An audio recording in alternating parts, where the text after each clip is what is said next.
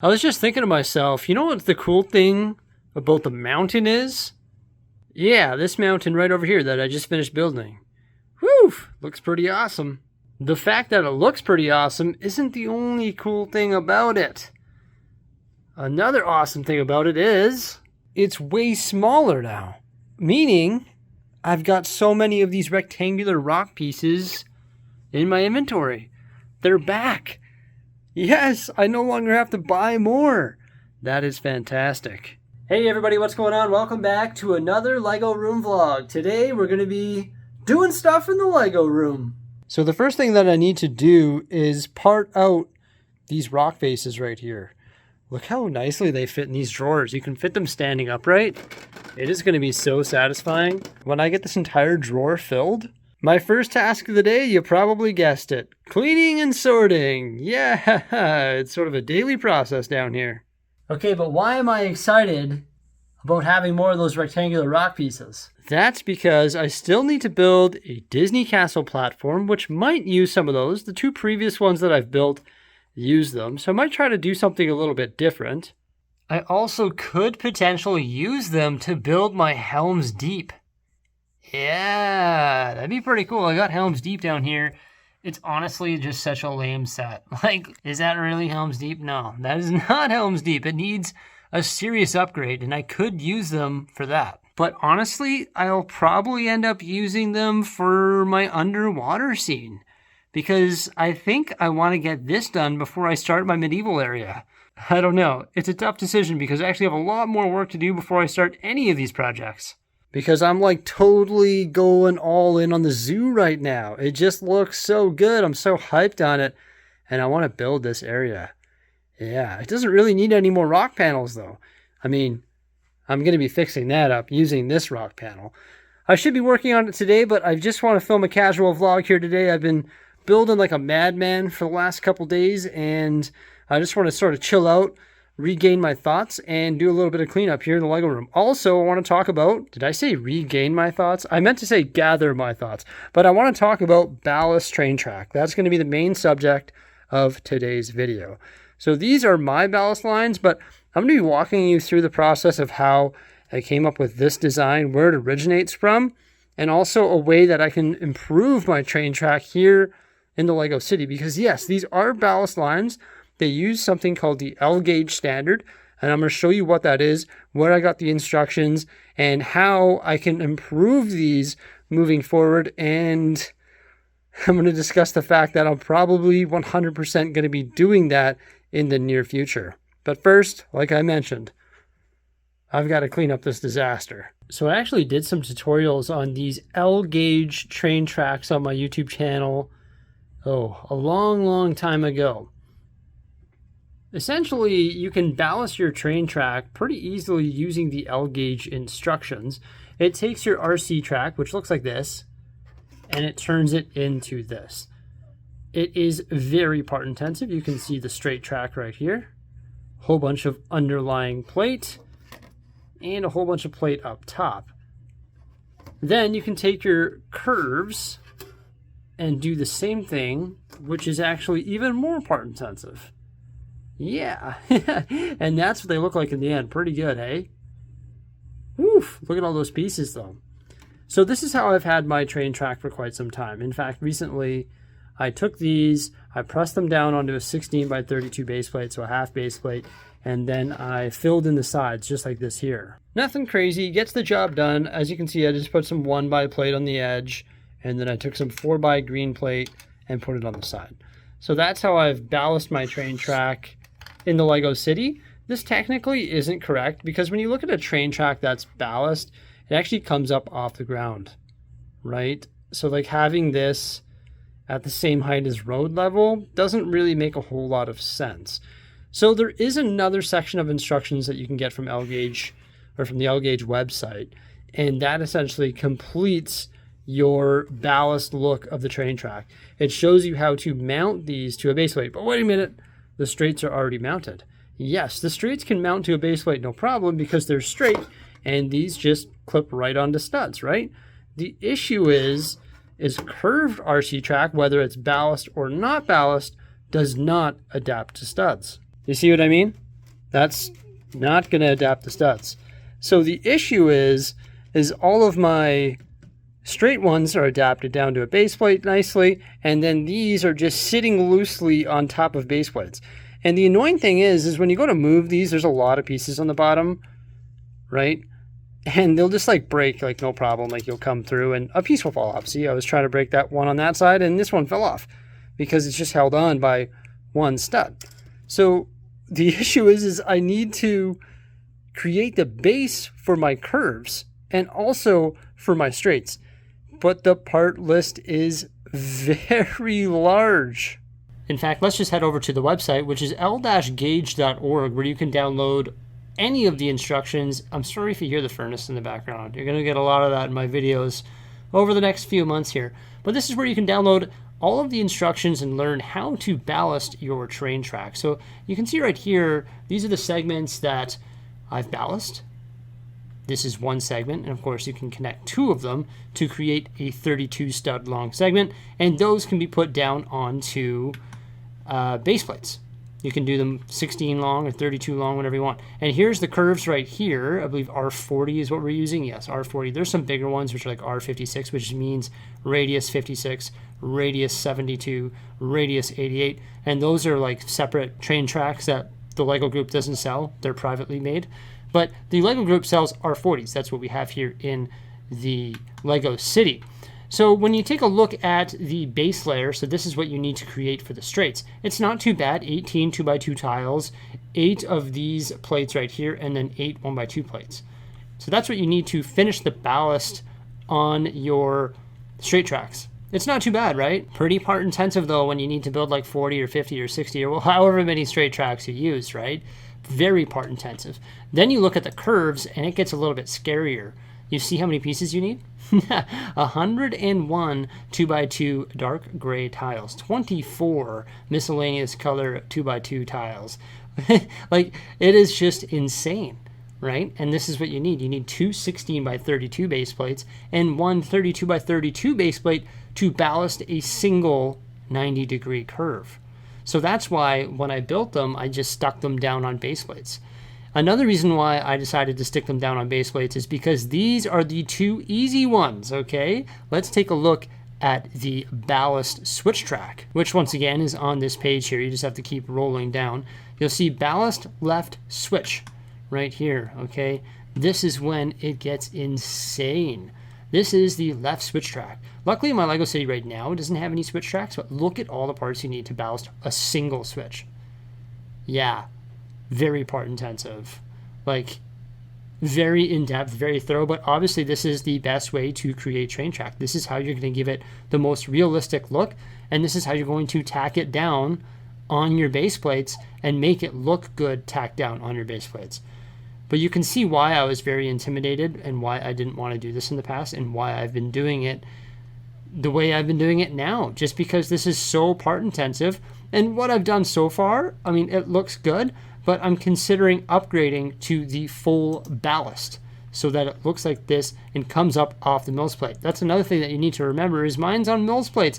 So on top of all of these parts, I also need to mills plate all of these. And what I would do is just create a standard mills plate and then build this track on top. And that's what I'm going to do today. I'm going to build one of the curves and I'm going to finish building one of the straights and we're going to see what it's going to look like. And I'm going to leave that switch track there for another day because there's no switch tracks in the LEGO City and I really don't think I have it in me to do this. That's crazy. That parts list is very, very, very intimidating. Here's the base construction for the straights. You can see I built a mills plate. The center color could be whatever you want. I mean, there's a bunch on Bricklink, the 4x4 plate in yellow for super cheap. So if I were to do this, I'd probably just order a bunch of the yellow ones because they're way cheaper than using tan. And then I use like 1x2 tiles. You can use 2x2. You can use whatever you want. I use 1x2 because I have a bunch of these pink ones in my inventory. I bought them on the pad wall so long ago. And it's like, why did I buy these? For projects like this, that's why I bought them. Yeah, this is the base construction. And essentially this track right here that has paint on it is going to clip onto these 1x2 plates. Also, you could switch these out for 2x2 if you wanted. These instructions are just a suggestion. Like the plates on the side, I just used whatever combination brought me to 32 studs. That doesn't really matter. And then you're just going to clip this down. This track is a warrior. This has been through me painting the old room. Holy cow. I got some paint on the track. There we go. Let's push that right down and spot there. And that is our thing. Now, I didn't follow the instructions. You can tell. You see, like when I built these, I didn't follow their instructions. I used miscellaneous plates. There's a 4x plate. There's an 8x plate. There's a 4x. There's a 4x. There's a 4x. There's a 4x. There's a 4x. I'm sure they tell you to use like 2 16 plates, like 2x16. And I used a bunch of small ones, and that's why it's falling in. You see that? Yeah, so that could be problematic. Might have to switch that up or just put more of those pink tiles under there to prevent that problem. See, that's what cheating will do for you. I decided to use the parts out of my inventory, right? Or whatever was cheapest. And I should have been using 8x plate. You see all the cheats I did? Oh well, we can still make it work. For me, it's still cheaper to use my pink tiles than order a new plate. I just don't see the point of that. Whenever I see tiles on the paddle, I buy them. But there, look at that. That's what our train track should look like. That is a proper ballast straight. You see the difference there? Crazy, hey? The height difference is substantial. And if they were to be on the edge, I'd have to make this all green along the edge there. So even more parts. Hooray! Good thing I've got green brick. Thank you, Tanjam. If you know, you know. But why did I do this? Well, that's because I integrated my train track onto my road, or into my road. You see? So it's at road height there, and it goes all the way along. So that's why I decided to make it this height. So what would I have to do to make it work? I guess it would have to like taper downward here and go to road height, which wouldn't be the end of the world. I think it would look better if this was raised up in actual proper ballast. And the only reason I want to do it really is because the curves. I guess technically what I also could do if I'm worried about the height is not build them on mills plates. I could just build them on standard base plates and sort of do what I did before, like this here. And then that would just raise my train track up one plate, I think.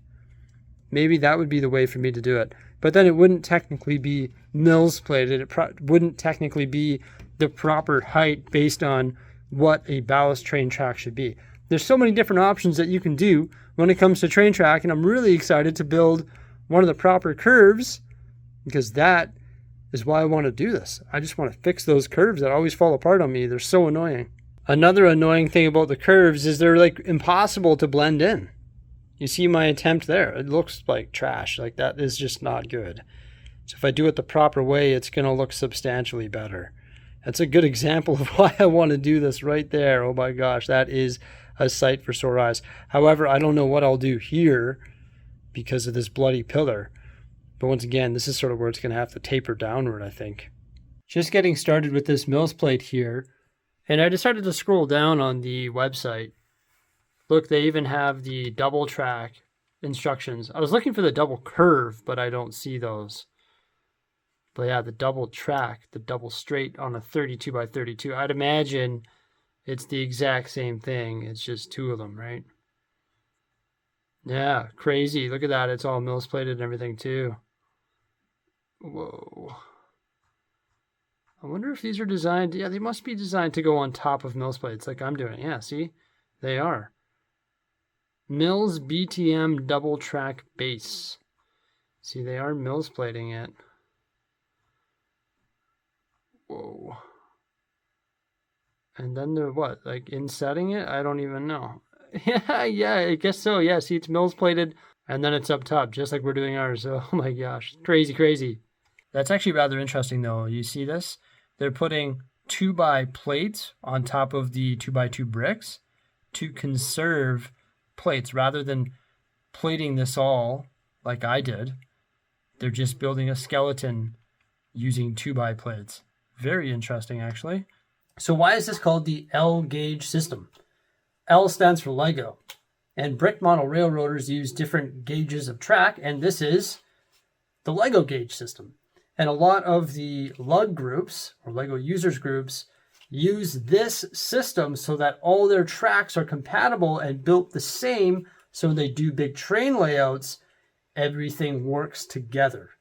So this is like the L gauge standard, the Lego standard for big train layouts. That's where it comes from.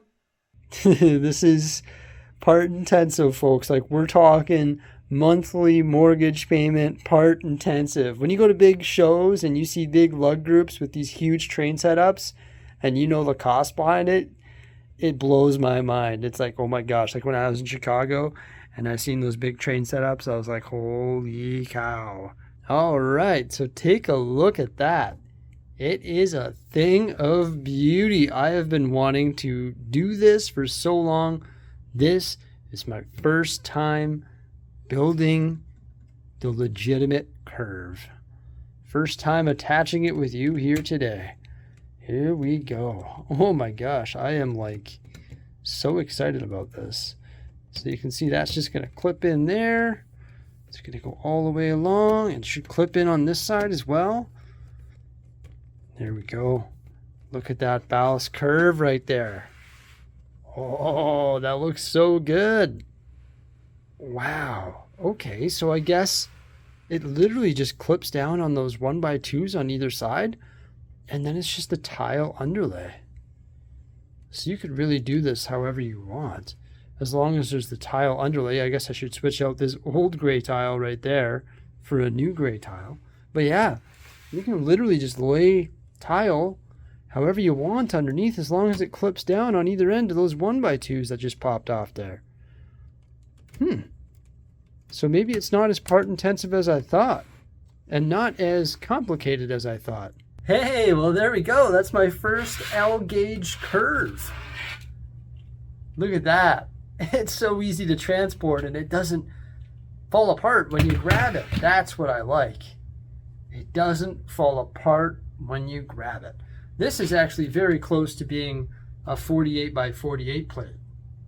I could have just Mills plated a 48x48, because then I wouldn't have that weird chunk out of the side. Let's place it in the amusement park.